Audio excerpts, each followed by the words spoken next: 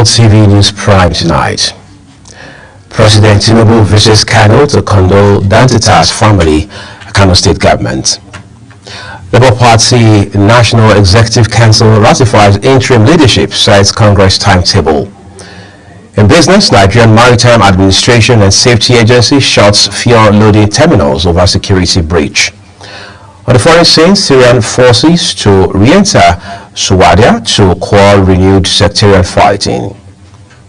And in sports tonight, Arsenal secure Rice's signature as Real Madrid's deal for Quasin falls through. Hello and a very warm welcome to all our viewers in Nigeria and around the world to News Prime on Global Television, coming to you live from the nation's capital, Abuja. I am Uyi Agumofwegbe, reminding our viewers that we are on DSTV channels 365 and Star Times 276.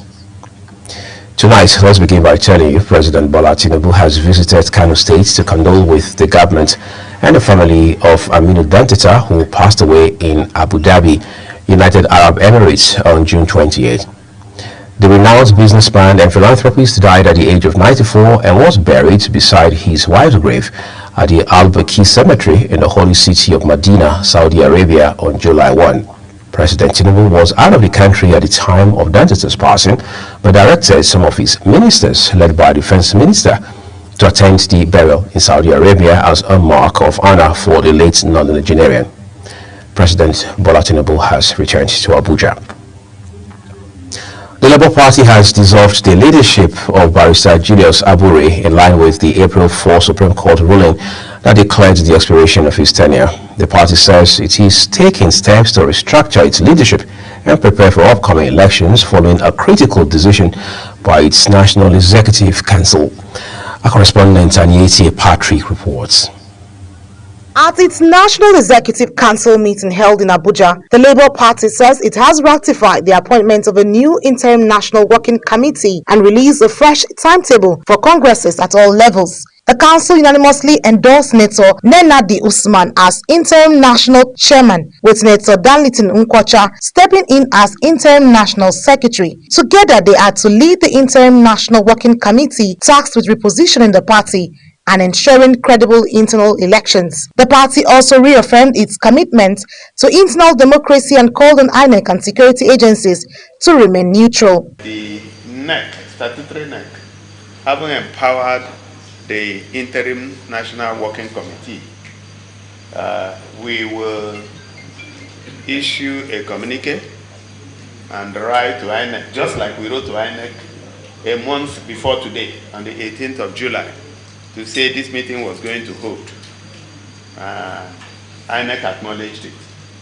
So also I would appeal to distinguished Senator Darlington Wokocha to cause letters to be written to INEC about this meeting, and then about recognition of our candidates for the different runoff or by-elections that will be happening any moment from now. The setting up of interim in all the states, local government and wards. Yes.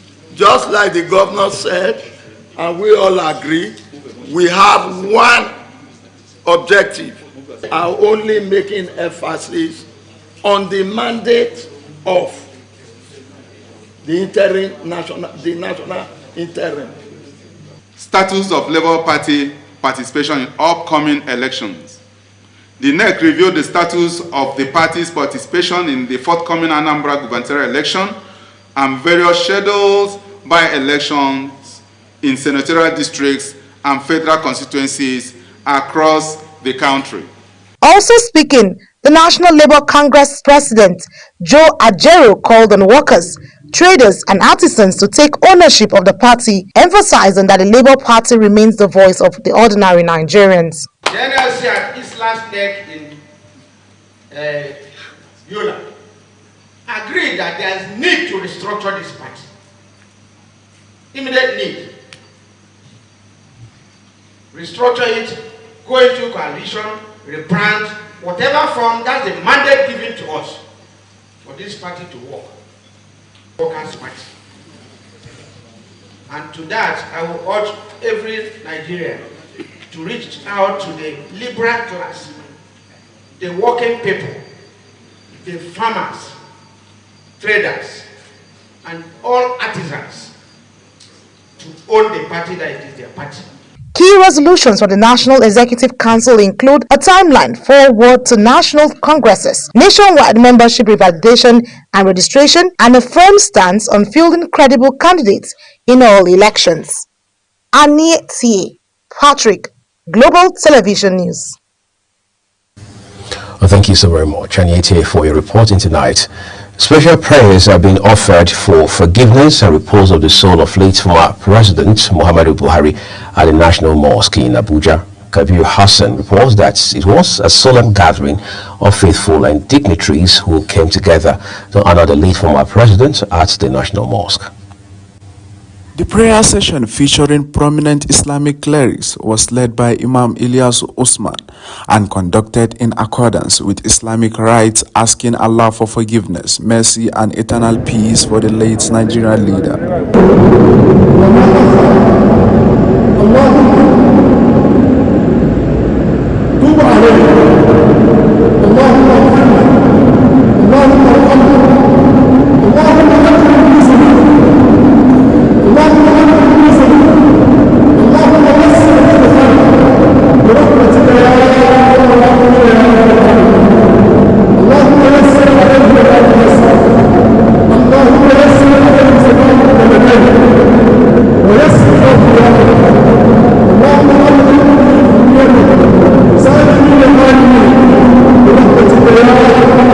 Among those present were government officials, lawmakers, and religious leaders who offered word of reflection and remembered Buhari as a man committed to service, discipline, and national unity. Attendees also prayed for the country's peace and stability as the nations continue to mourn the passing of its most influential leader.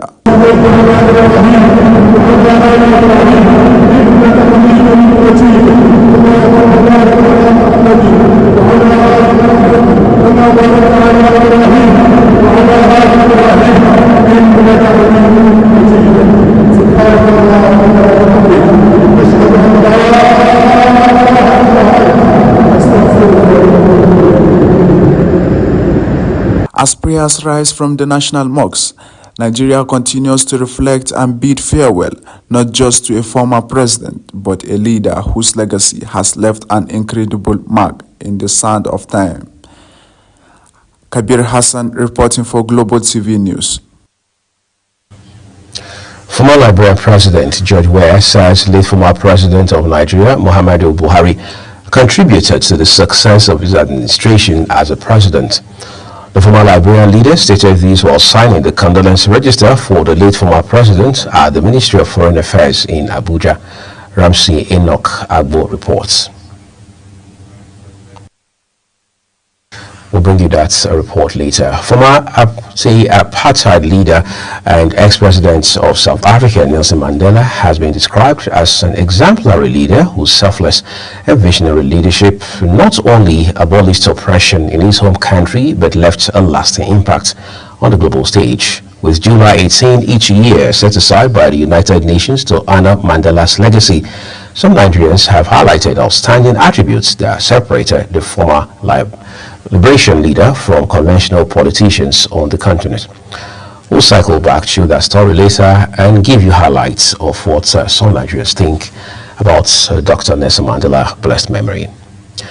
In a bid to promote inclusive education and reduce the number of out-of-school girls, Zamfara State Governor Dauda Lawal has flagged off the disbursement of conditional cash transfers to 8,225 adults and girls across the state.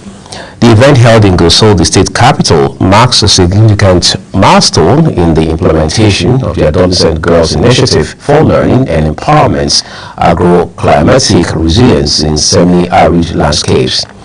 Zabao Nasiro has details. Access to education remains a major challenge for adolescent girls in Zamfara State and across northern Nigeria.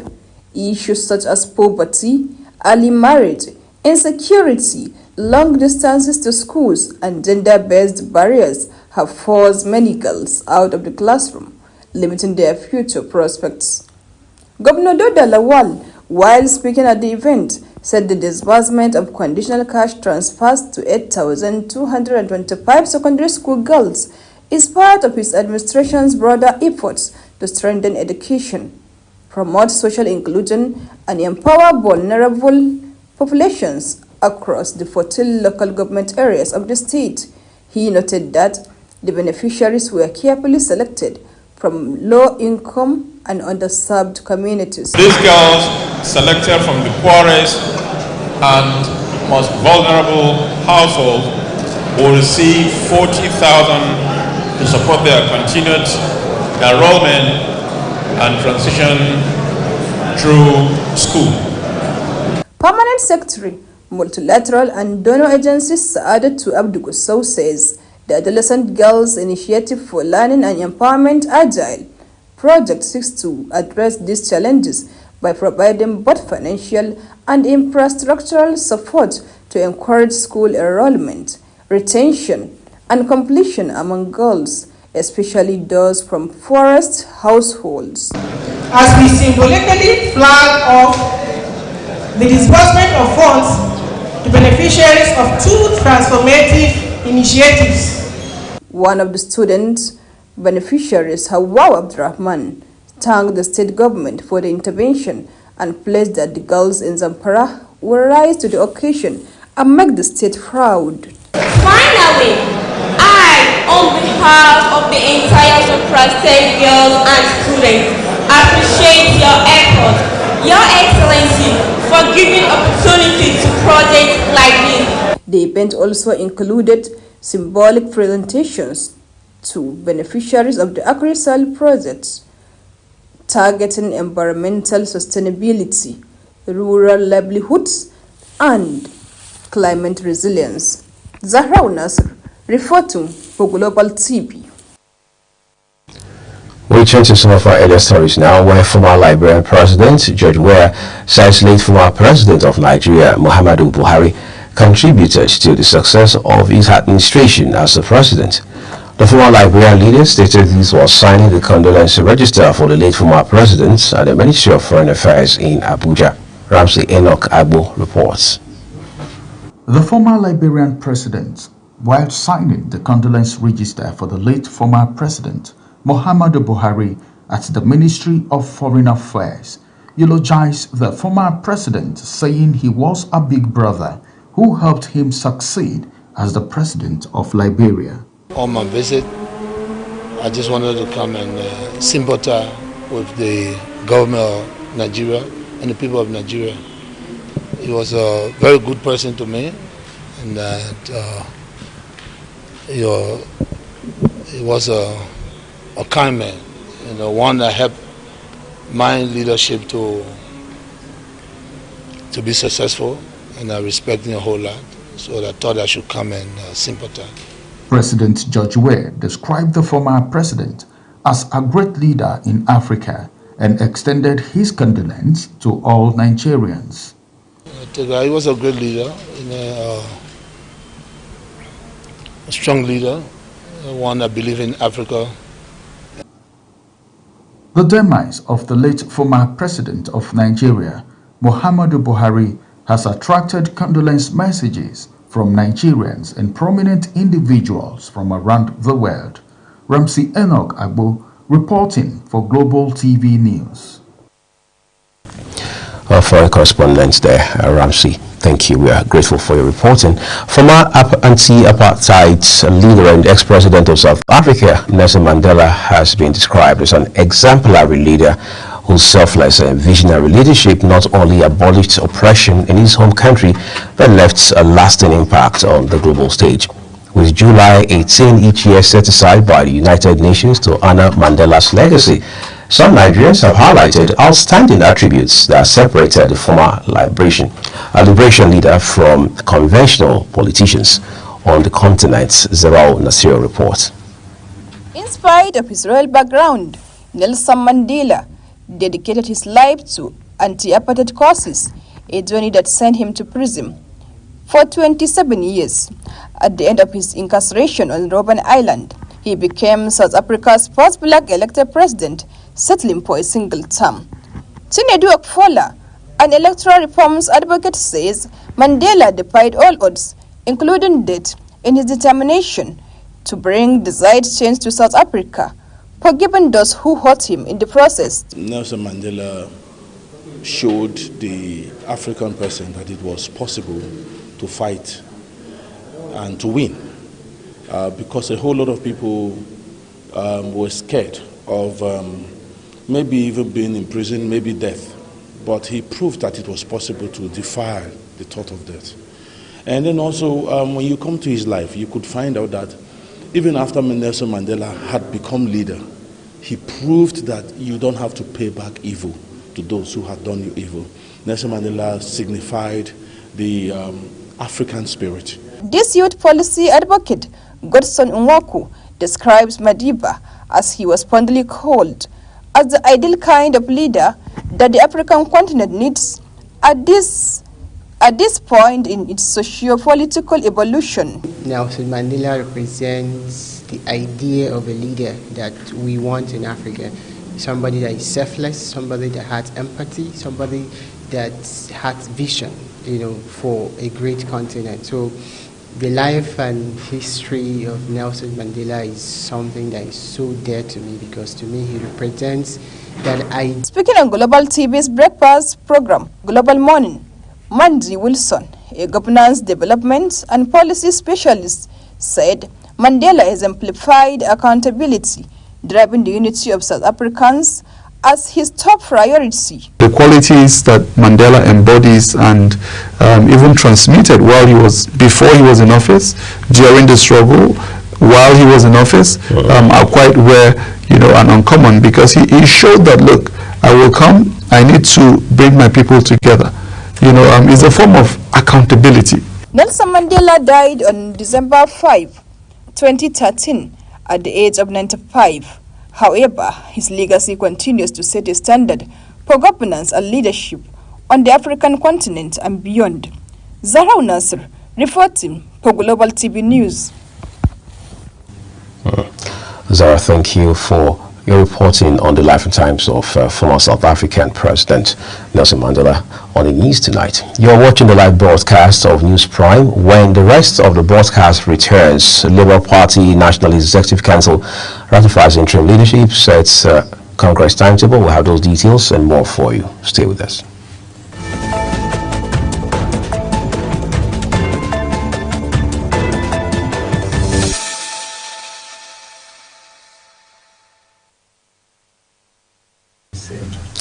Thank you everyone for staying with us on the news. The rest of the broadcast now returns with business. The federal government's electricity tariff subsidy jumped from 610 billion naira in 2023 to 1.94 trillion naira in 2024, representing 219.67% increase in yearly subsidy funding despite Band A tariff hike of April 2024. The Nigerian Electricity Regulatory Commission (NERC) and analysts observed that the subsidy figures rose following the floating of the naira by President Bola Tinubu in June of last year. Dangote Petroleum Refinery and Petrochemicals has uncovered fresh rackets involving some of its affiliate marketers and strategic partners who have been diverting subsidized refined petroleum products for profit, prompting the suspension of the refinery's discounted fuel supply scheme.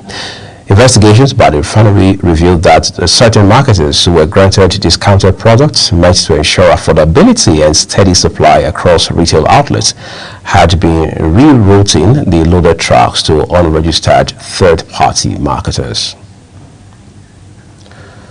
The Nigerian Maritime Administration and Safety Agency, NIMASA, has shut down Shell Blocks and TMDK terminals, both located in the Jegorba area of Lagos State, for violating the International Ship and Port Facility Security Code. In a release by the head of public relations at the agency, Osage Edward, the move was part of the agency's role as the designated authority for implementing the International Ship and Port Facility Security Code in Nigeria. On the foreign scene, Syrian security forces are preparing to redeploy to Druze majority city of Suwadia to quell renewed fighting between Druze and Bordin tribes. In the Gaza Strip, an Israel attack has hit tents sheltering displaced Palestinians in Al-Mawasi, starting a major fire and killing at least 5 people, including infants. Ukrainian President Volodymyr Zelensky has appointed a new prime minister and other key leaders in the largest government reshuffle since Russia invaded 3 years ago. Yulia Syriadenko, 39, took over as prime minister from Denis Shmyhal, who had held the post since 2020, following her confirmation by Ukraine's parliament. Syriadenko previously had served as first deputy prime minister and minister of economic development and trade, roles that brought her in close contact with the administration of United States President Donald Trump. We turn to Asia now, where South Korea is set to end the decades-long-old practice of outsourcing adoptions to private agencies after a damaging investigation concluded the country's government-endorsed foreign adoption program had violated fundamental human rights of adopters. The country's Ministry of Health and Welfare says South Korea will introduce a newly restructured public adoption system under which the states and local governments take full responsibility for the entire adoption process. And now time for sports. Paris Saint-Germain are plotting to hijack Victor Osimhen's proposed return to Galatasaray, as Napoli have excluded the Nigerian striker from their pre-season training camp.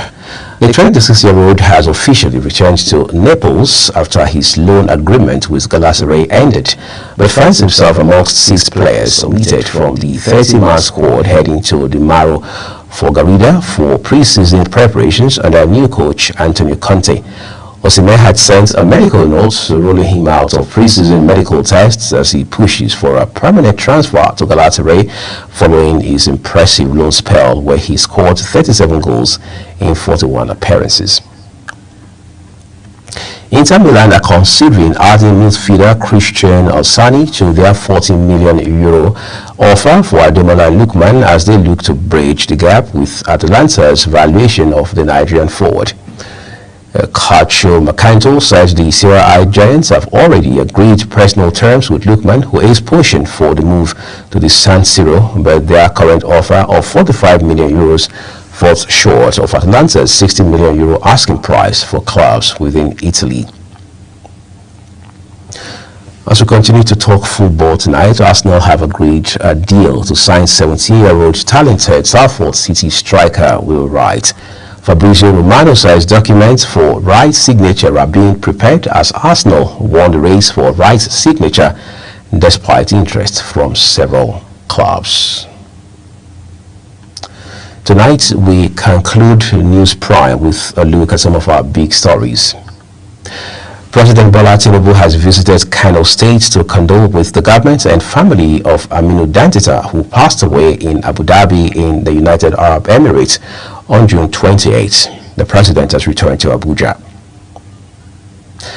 The Labour Party has dissolved the leadership of Barrister Julius Abure in line with the April 4 Supreme Court ruling that declared the expiration of his tenure. In business, the Nigerian Maritime Administration and Safety Agency, NIMASA, has shut down Shell Plaques and TMDK terminals, both located in the Jegoegba area of Lagos State, for violating the International Ship and Port Facility Security Code. On the foreign scene, Syrian security forces are preparing to redeploy to the Druze majority city of Suwayada to quell renewed fighting between Druze and Bedouin tribes. And finally, in sports, Arsenal have agreed a deal to sign 17-year-old talented Salford City striker Will Wright. And that's how we end Global TV News Prime tonight. A quick reminder that we are on DSTV channel 365 and Star Times 276. Remember to follow us across all social media platforms now showing on your screen, including at Global TV NG. On behalf of my colleagues who have made tonight's news broadcast possible, I'm Uyag Mofwegwe, and together we wish you a very big weekend ahead of you. Bye-bye.